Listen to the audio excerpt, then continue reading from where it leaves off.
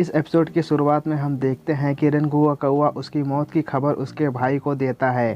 तो रेनगुआ की मौत की खबर सुनकर सेंजुरो बहुत दुखी होता है। फिर सीन चेंज होता है तो वहाँ पर एक बुक स्टोर को दिखाया जाता है जिसके अंदर एक लड़का बुक पढ़ रहा होता है। फिर वो लड़का बुक स्टोर से बुक लेकर बाहर जाने लगता है और एक बड़े से घर के गेट के यहाँ पर पहुँचता है। फिर हम उस घर के अंदर देखते हैं जहाँ पर कुछ लोग बात कर रहे होते हैं। उनमें से एक औरत कहती है कि हम तुम्हारे उस ब्राइट लड़के के बारे में जानना चाहते हैं। फिर वो आदमी कहता है कि इतना अच्छा और टैलेंटेड लड़का एक दिन हमारे पास आ गया तो क्या हुआ, जो हमारा और उसका खून का रिश्ता नहीं है। भले ही वो हमारा खुद का लड़का नहीं है मगर उससे भी बढ़कर है। तभी उसकी पत्नी कहती है कि मैंने इतनी सी उम्र में इतने समझदार और सुलझे हुए लड़के को कभी नहीं देखा। तभी दूसरा आदमी कहता है कि काश हम अपने बेवकूफ़ लड़के को बेच पाते। ये सुनकर सभी हंसने लगते हैं। फिर पहला आदमी कहता है कि मैं अपने लड़के को अपने बिजनेस में लगाने वाला हूँ। वो बहुत जानकार और समझदार लड़का है, बस एक स्किन की बीमारी को झेल रहा है। मुझे अपनी कंपनी में ऐसी दवा को जल्द से जल्द बनाना होगा जिससे उसकी बीमारी दूर हो पाए। इसके बाद हम उस लड़के को देखते हैं जो एक कमरे में बुक पढ़ रहा होता है। तभी उसके कमरे में वो डीमन आकजा आ जाता है और वो उस लड़के को कहता है, मैं आपको रिपोर्ट देने आया हूँ मास्टर मुजेन। आकजा उस लड़के को मास्टर कहता है, इसका मतलब वो लड़का भी एक डीमन है। तभी वो लड़का एक डीमन में बदल जाता है और आकजा से कहता है कि मैंने जो तुम्हें लाने के लिए कहा था वो तुम ले आए। तो आकजा कहता है कि मैं खाली हाथ आया हूँ। मैं उस ब्लू स्पाइडर लिली सच में है इसका तो पता लगा लिया पर उसके लोकेशन का पता नहीं लगा पाया। मुजन कहता है और कुछ। फिर आकजा कहता है कि आपने जो एक हासिरा को मारने का ऑर्डर दिया था वो मैंने पूरा किया। मैंने उस हासिरा को ख़त्म कर दिया है। फिर वो लड़का गुस्से में कहता है कि मैंने जो ऑर्डर दिया था तुमने उसका गलत मतलब समझ लिया। डीमन इंसान को मारता है यह सच है, पर मैं पूरे के पूरे डीमन शेयर कॉर्प का ही खात्मा चाहता हूँ ताकि वो फिर मेरे रास्ते में ना आ पाए। तुमने एक हासिरा को मार दिया, कह तो ऐसे रहे हो जैसे तुमने बहुत बड़ा काम कर दिया है। ये कहकर वो लड़का आकजा पर अपनी फोर्स से अटैक कर देता है जिस वजह से आकजा की हालत ख़राब हो जाती है। वहाँ पर उस हासिरा के अलावा 3 और डीमन स्लेयर थे। तुम उन तीनों को मारने में नाकामयाब रहे और उनमें से एक तलवारबाज ने तुम्हें डरपोक कहकर चैलेंज किया। पता नहीं कब तक तुम अपर 3 में बने रहोगे। तुमने मुझे डिसअपॉइंट किया, तुम यहाँ से जा सकते हो। फिर आकजा वहाँ से चला जाता है। तभी वहाँ पर उस लड़के के पिता आ जाते हैं और कहते हैं कि तुम ठीक तो हो, मैंने कुछ आवाज़ सुनी। इसके बाद हम आकजा को देखते हैं जो वहाँ से जा रहा होता है। तभी वो तांजीरो की तलवार को एक पेड़ पे फेंक देता है और तांजीरो की कही हुई बातें याद करके गुस्से से तलवार पर हमला करने लगता है। उस तलवार के वो टुकड़े टुकड़े कर देता है। फिर आकजा कहता है कि अगली बार जब हम मिलेंगे लड़के तो मैं तुम्हारे सर से तुम्हारा दिमाग निकाल दूंगा, चाहे जो हो जाए। बाद हम एक लड़की को किचन में कुछ बनाते हुए देखते हैं। तभी एक लड़का उस लड़की की बनाई हुई बीन पेस्ट बन को चुराकर वहाँ पर नकली बन रखकर वहाँ से चला जाता है। तभी वो लड़की पीछे मुड़कर देखती है पर वहाँ पर कोई नहीं होता। फिर वो लड़का जाते हुए सोचने लगता है कि तांजीरो डिप्रेशन में चला गया है। आखिर रेनगोकू जैसा वेल ट्रेन और ताकतवर इंसान मर जाए तो कोई भी डिप्रेशन में जा सकता है। इनुस्के जैसा ताकतवर इंसान अगर रेनगोकू की मौत से परेशान और बेचैन हो सकता है तो बाकी लोग से उम्मीद भी नहीं कर सकते। आखिर सभी लोग निराश क्यों न हो। रेनगोकू जैसा अच्छे दिल वाला और सबकी मदद करने वाला इंसान अगर मर जाए तो सभी लोग दुखी होंगे, पर हमें इस दुख से निकलना ही होगा। ऐसा नहीं है कि मैं रेनगोकू की इज्जत नहीं करता, पर हमें आगे बढ़ना ही होगा। आगे मारने वाली मुसीबतों का सामना करने के लिए हमें इस दुख से निकलना ही होगा। और ये सब कोई और नहीं जेनुसु ही सोच रहा होता है। जेनुसु तांजीरो के कमरे के अंदर जाने ही वाला होता है। वो कहता है कि तांजीरो, मैं तुम्हारे लिए बीन पेस्ट बंस लाया हूँ। तभी वो एक लड़की से टकरा जाता है और उसके नाक से खून बहने लगता है। वो लड़की जेनुसु से माफ़ी मांगती है और उसका खून साफ करने लगती है। तभी वो जेनुसु को बताती है कि तांजीरो अपने कमरे में नहीं है। तांजीरो को आराम करने के लिए कहा गया था जब तक उसके पेट का घाव ठीक नहीं हो जाता। फिर जेनुसु कहता है कि तांजीरो इतना गैर जिम्मेदार कैसे हो सकता है, उसके पेट का घाव बहुत गहरा था। अगले सीन में हम देखते हैं कि तांजीरो रेनगोकू के कौवे का पीछा कर रहा होता है और वो अपने पेट पकड़कर दौड़ रहा होता है, क्योंकि दौड़ते दौड़ते उसके पेट का घाव उभर आया होता है। फिर वो दौड़ते दौड़ते एक जगह पर गिर जाता है।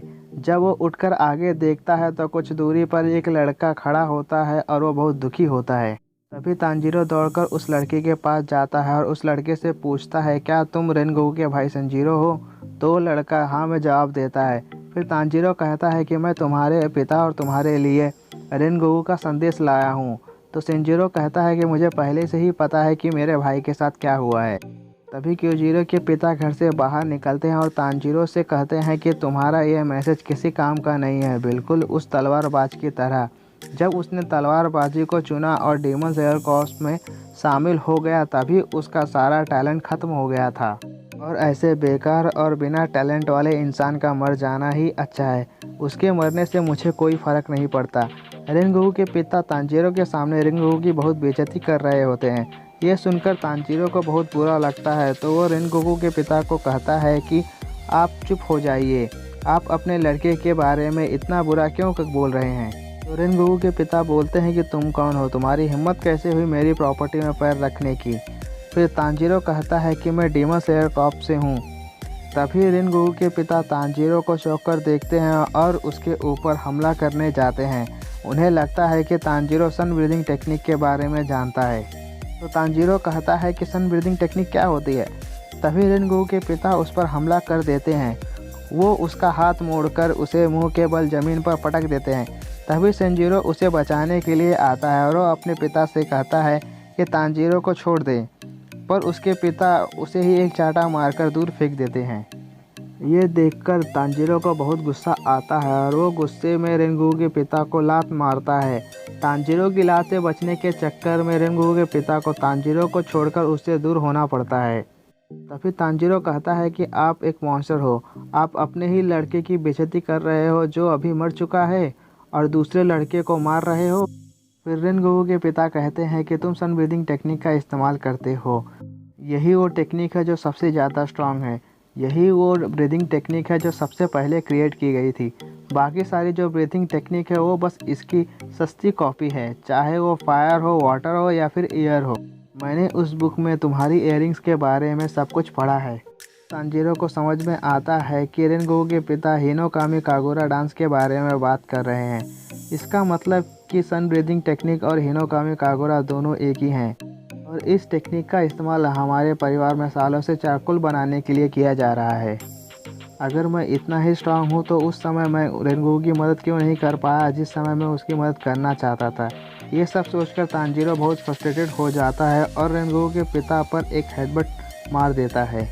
इस वजह से रेनगोकू के पिता वहाँ से कहीं और चले जाते हैं। इसके बाद तांजीरो सेंजीरो से माफ़ी मांगता है कि उसकी वजह से उसके पिता कहीं और चले गए। तो सेंजीरो कहता है इसकी तुम चिंता मत करो, जब उनका मूड ठीक हो जाएगा तब वो वापस आ जाएंगे। फिर तांजीरो सेंजीरो को रेनगोकू का मैसेज देते हुए कहता है कि तुम निराश मत होना, तुम्हारे भाई ने कहा है जिस बात को तुम्हारा दिल चुने तुम उसी बात को फॉलो करना, तुम कोई भी रास्ता चुनो, तुम एक अच्छे इंसान ही बनोगे। ये सुनकर सेंजीरो बहुत खुश होता है तो पिताजी को कहना कि वो अपना ध्यान रखे। तभी सेंजीरो तांजीरो को वो बुक देता है जिसके बारे में रेनगोकू ने उसे बताया होता है, पर वो उसको पढ़ नहीं पा रहा होता है क्योंकि रेनगोकू के पिता ने उसे फाड़ दिया होता है। फिर तांजीरो वहाँ से जाने लगता है। तभी सेंजीरो तांजीरो को रेनगोकू की तलवार का गार्ड देता है और कहता है कि लड़ाई में ये तुम्हारी सुरक्षा करेगा। फिर तांजीरो वहाँ से चला जाता है। तभी सेंजीरो देखता है कि उसके पिता वापस आ गए हैं। वो कहता है कि तांजीरो वापस चला गया है और रेनगोकू ने आपके लिए मैसेज दिया है। तो उसके पिता कहते हैं कि उसका मैसेज मेरे लिए बेकार है और मैं पहले से ही जानता हूँ कि उसने क्या कहा होगा, तो मेरा समय बर्बाद मत करो और यहाँ से चले जाओ। उसके पिता रेनगोकू को याद करके रोने लगते हैं। यहाँ पर तांजीरो घर पहुँचते ही उसके मैंशन के गेट पर हगाने ज़ुको को गुस्से से इंतज़ार करते हुए देखता है। हगाने ज़ुको वही होता है जिसने तांजीरो की पहली तलवार बनाई होती है। वो कहता है कि तुम्हारी हिम्मत कैसे हुई तलवार को घुमाने की, तुम्हारे पास दिमाग नाम की कोई चीज़ है कि नहीं, उस तलवार के लिए तुम 1000 बार मरो तो भी कम होगा। यह कहकर हगानी ज़ुका तांजीरो को मारने के लिए दौड़ाने लगता है। फिर तांजीरो उससे किसी तरह बचता है। इसके बाद तांजीरो इनुस्के और जेनित्सु के साथ 4 महीने के लिए ट्रेनिंग करने लगता है। 4 महीने के बाद रिंगुआ कौवा तांजीरो को एक डीमन को मारने का मिशन देता है। फिर तांजीरो अपनी बहन के साथ उस डीमन को मारने के लिए नॉर्थ माउंटेन पर चला जाता है, जहां पर वो डीमन तांजीरो पर हमला कर देता है। तभी नेकिजुको उस डीमन का एक पैर काट देती है। वो डीमन एक मकड़ी के जैसा लग रहा होता है। फिर वो डीमन अपनी जान बचाने के लिए एक गांव के घर में आकर छुप जाता है। फिर तांजीरो उस घर के अंदर आकर अपने वाटर ब्रीदिंग टेक्निक के एक ही वार से उस डीमन को ढेर कर देता है।